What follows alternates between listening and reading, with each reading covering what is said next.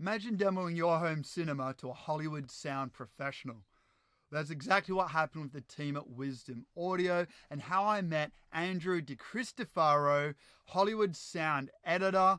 He just finished off the latest Bad Boys for Life movie and is the Academy-nominated sound director for the #1 Dolby Atmos demo scene ever, the movie Unbroken. I managed to take some time out with Andrew and ask him some insights on what it takes to mix and create amazing Hollywood sound and the immersive Dolby Atmos that we get to experience, not just at the blockbuster cinema release, but at home as well. You guys are going to love this. I was starstruck. Check it out.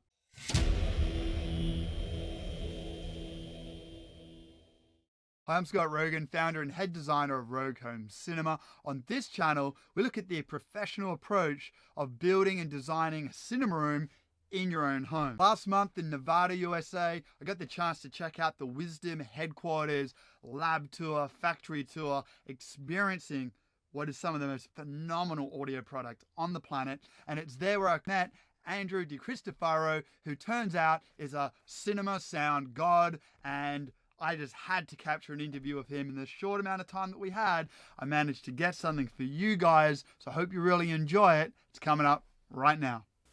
Hey folks, Scott Rogan here, Rogue Home Cinema. Have you ever wondered where the real art and magic of cinema sound comes from? Well, I'm here joined by Andrew DeCristofaro. Yep. Welcome. Thank you. We're here in Nevada, USA at the Wisdom Audio headquarters, checking out some phenomenal surround sound. And Andrew, you're here for a few reasons, but first of all, tell me, what is your main job? Right. And what does that involve? Okay, so I'm Andrew DeCristofaro, and I'm a supervising sound editor for feature films. And what that means is my job is to supervise every aspect of the sound of a film. So much like a director hires a DP or a cinematographer for a certain look, I'm hired for a certain, to come in and give it that same flavor with the sound and everything. Wow. And everything from design, from the dialogue, from the backgrounds, the Foley, how it's integrated in the mix, it falls all under my purview. So anything that's you hear went through, whether I personally touched it, went through my ears and made sure it was up to what I was looking for. So it's the final cut for sound, it's your call at the end of the day. It's the director's call. Director's call? Okay. Always. He's only presented what you've put forward. My job is to help deliver his or her vision, to the screen. Yeah. So I work just like I think it's easier to understand visually sometimes than sonically. Just like the director photographer would be, the director would be saying, I really want a warm feeling, I want a cool feeling, I want, whatever that may be, I need to be in tight here, because they have a vision, and so our job is to help execute that vision. They may not know how to articulate what they're looking for sonically, but usually what we look for is emotions. Like, what do you want to feel in the scene? What do you want the character to experience? What do you want the audience to experience? And then we use the tools, that we have sonically, essentially end up scoring the film, not in the music sense, but, we're still, working on evocative feelings with sound. Yes. Awesome. And I think you mentioned, as we're hanging out the last few days, how even a door knock can be, passive, or it can be aggressive, right? And all these there's details. Trepidation, there's nervousness, so you literally are telling story with sound. I mean, when I first started, it was more like, okay, I see a gunshot and a car and a horse, and so you get all that stuff. It's like learning how to drive. When you're first learning how to drive a car, you're very worried about the mechanics of it all. Once those are secondhand, you're driving with your knee and you're drinking your Diet Coke and and you're like talking on your phone and whatever, doing everything you shouldn't do. But it becomes second nature. So the same thing happened is a number of years into my career, I realized, okay, that I know all the technical and the mechanics, but now I realize there's a whole nother level I need to be doing, which is really, what am I trying to say here? Right. And you start working with some directors who would say, I need something that pushes these two characters away here. I need something that makes them feel nervous. I need something, and you start realizing, oh, I'm supposed to be okay, and you realize you go to the next level now, and you really are crafting things, and truly affect the overall story, even on the quiet films. And those are the harder ones to do in many ways. I mean, the loud ones are fun, and we watched a little bit over the weekend. Some action, we've certainly watched some action in here. Yep, yeah. And those are great fun, and they all have different, but the quiet films, from our point of view, are very difficult to do because everything has to be real. There's nowhere to hide. It all has to. Wow. And to then use sound to create emotion that you don't notice that you're being, that you're doing subtle things with. How you have the backgrounds come and go, what you're using, and subtle things really change the overall experience. There's a theme I always have in our designs and in my racing career as well, that the magic's in the details. Yep, completely. It's the little things that add up, right? 100%. Yeah. I've worked with a number of people over the years. I've been doing this for well over 25 years now, and probably over 130 features that I've supervised. And one of the film editors was very old school and worked with for years, and we became good friends. But he would say, you do that one little thing with the backgrounds or the cloth movement or the thing here. He goes, but it's like putting a nickel in a jar or a quarter, and it may be a small little thing here and there, but when you mention details, he goes, but those quarters, nickels, dimes, by the time in the end, it all adds up to a great pot of money at the end. So, because which is back to your point, which is all about the details. Yeah, and look, and if it wasn't for yourself and other people in the industry that put in, and obviously the directors and producers that are passionate about connecting the audience to the story. And we know, and George Lucas has said that, audio is 50% of the experience. Yep. And he says that because often people focus a lot on video. Correct. And he's like, no, these just as much over here. And that's why we're having so much fun at home. Is this extraordinary? Well, we're getting an extraordinary technology at home now, which I might sort of bust into that a little bit, which is the technology is available. Right. You guys are working with Dolby Atmos, obviously. In fact, for you guys, I might pre-frame this at the start of the video when we edit it up, but you actually were behind the Unbroken World War II fighter plane scenes. Yeah. That right? Yeah. Yeah. So I know that because we checked it out in this room. And for all of you guys at home that are obviously tuning into this, it's like, and I think you just discovered that this week, that's like the reference scene for every home cinema enthusiast. When we were mixing it, we spent a long time cutting it and recording the sound. We not recorded the real, planes. I mean, it was a long process to get there. But when Dolby came out, because when we get to the point of the mix process where we're print mastering, we're making the final. We've gone from all the tracks to pre-dubs to mix stems and then print master, which is the final track that gets released. Wow. So it goes. We keep getting down to, and so we're print mastering, and that's when Dolby shows up. And Dolby was there, and Dolby was like, "Man, this is awesome." They're like, "This is going to be part of our demo," and we're like, "Really?" It's on. I think all their demo. Which we're kind of you're like, "Oh, okay." We were proud of it, and we thought it sounded great, but and then sure enough, I remember walking into a local Best Buy or whatever once. And I'm like, there it is, it's playing. And I'm like, it is the demo for you. Yeah. And then talking to a bunch of you folks this weekend and how many people are using it, I'm like, that's awesome. It's like high praise. I mean, to me, that's like, wow. Like, to have people appreciate what we do as much as you guys, do, it means the world. And look, it's certainly respected, but it's people are actually getting to experience that. So, obviously, at the start of your career, people are only really getting it, I guess, at the cinema, right? Or if you're in the studio, like in a proper place. But now people at home can appreciate the art. Yeah. And as you go from a mechanic and technically being correct, and then going to that level of mastery, like you were saying, then we actually do get to experience that on any day of the week at home, and all that magic, all that detail does show up. It does, for sure. There's something about being in a proper cinema with a large group and experiencing an event that is not ever probably going to go away, but being able to recreate it at home is amazing, and to have it at your convenience and stuff.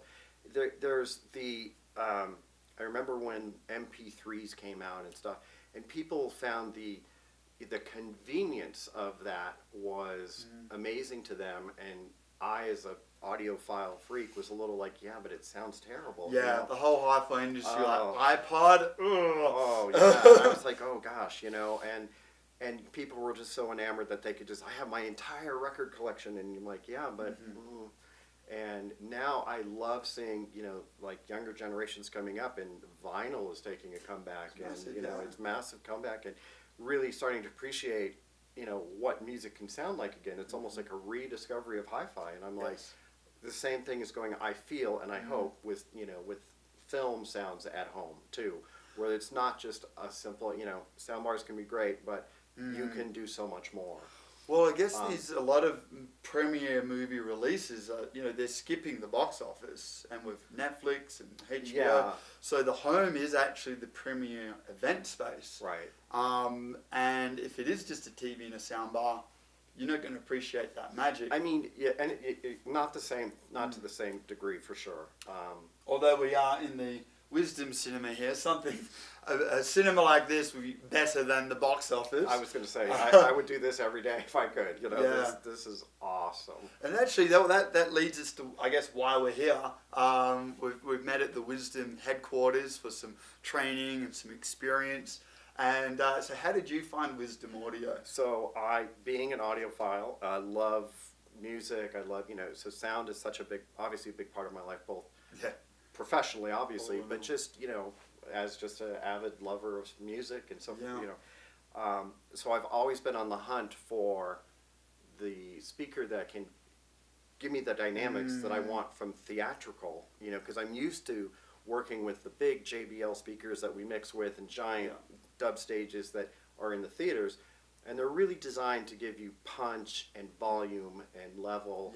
But if you wanted to listen to real hi-fi, high fidelity, smooth, buttery smooth, open top end, things like that, it was never, so I've been on a search for at least 5 years, and actually it's closer to 6 years now, because I'm doing a home remodel and, and trying to find that speaker that can give me, and you usually have the question, well, what kind of music do you like? And I'm like, it shouldn't matter. I like it all. I like classical. I want to listen to, you want to crank it, you want to crank it. You want just acoustic guitar in the background. You betcha. It should be able to do it all. So not many speakers can really do that. And a person I was working with said, you should go listen to these. Okay. And I made it an appointment myself, flew myself up here from LA area.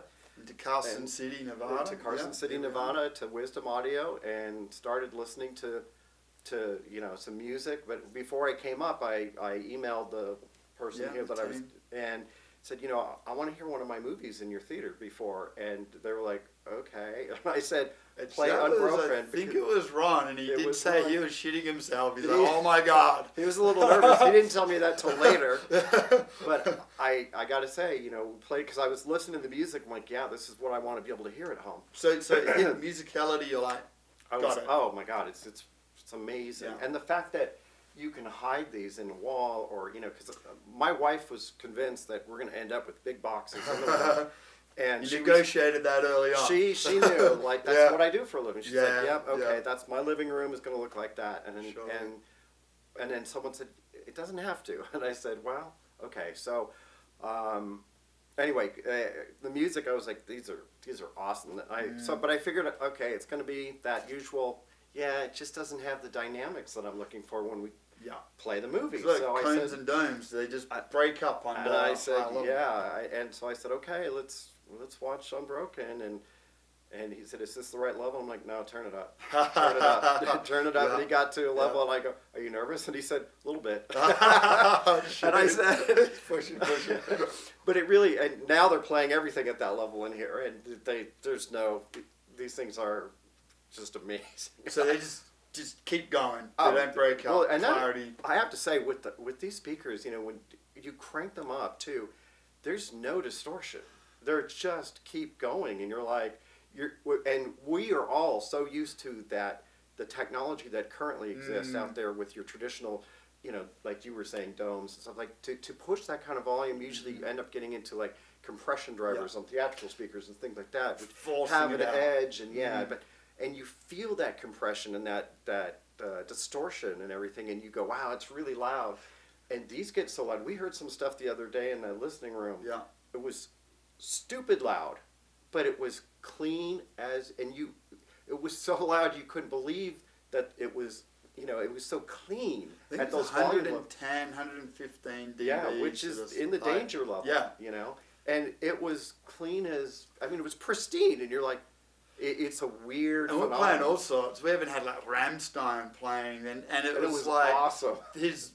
Like to hear that level of energy and power, and the vocal was just like, I had no idea what he's saying, but it was like, wow, the articulation. It's like there, and it was just awesome. I guess the other crazy thing as well, like we were hearing the real big flagships in a pretty small room, admittedly, as they're still doing up some demo spaces.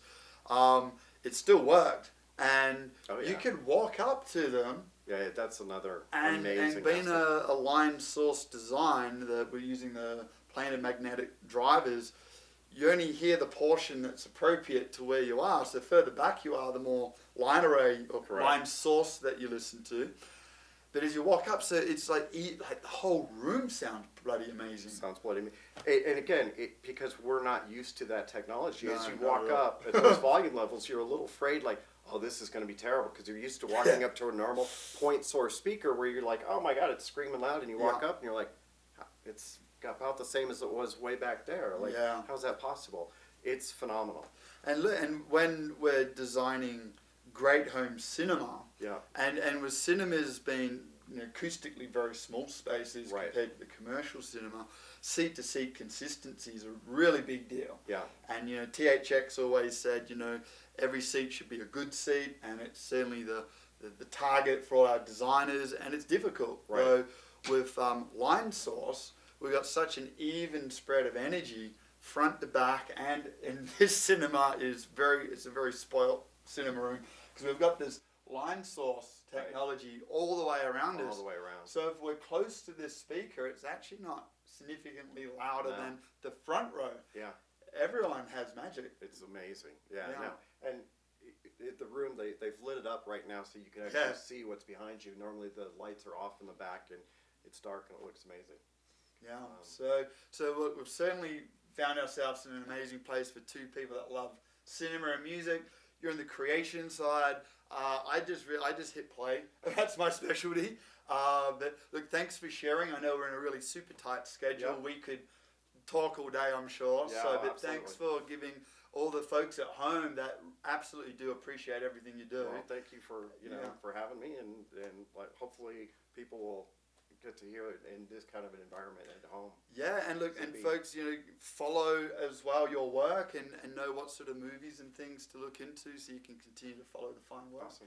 Thanks very much. All right, thank you. Wow, so guys, I hope you really enjoyed that. For me, I just love the insights of the emotion that needs to be conveyed and how subtle the details really are in conveying that message across to the audience, and how he has to really balance what the director's looking for and turn that into the art form of sound. Absolutely magical stuff. In fact, off air, he was talking about how even the sound of a door closing could have up to 17 layers of tracks just to get the right sort of sound. So it's just absolutely magical, and it's so cool that, the better our home cinema system, the more there is to enjoy, the more there is to connect to as well. So guys, I'd really love you to show your appreciation by commenting and sharing on this one heaps. I want Andrew to see just how much impact his work, his passion, and his dedication really means to everyone at home, and that his work really does go beyond blockbuster releases, but rather something that can be enjoyed for years and years and years afterwards through Ultra Blu-ray and digital format. So guys, I really want to note, is Unbroken one of your top Dolby Atmos demo scenes as well? And what are your favorite scenes to demo? Remember, to get across more professional cinema at home, hit that subscribe button. Check out more inspirations and design detail in our website below, I'm Scott Rogan, Rogue Home Cinema, and remember, on any day, reality can go rogue.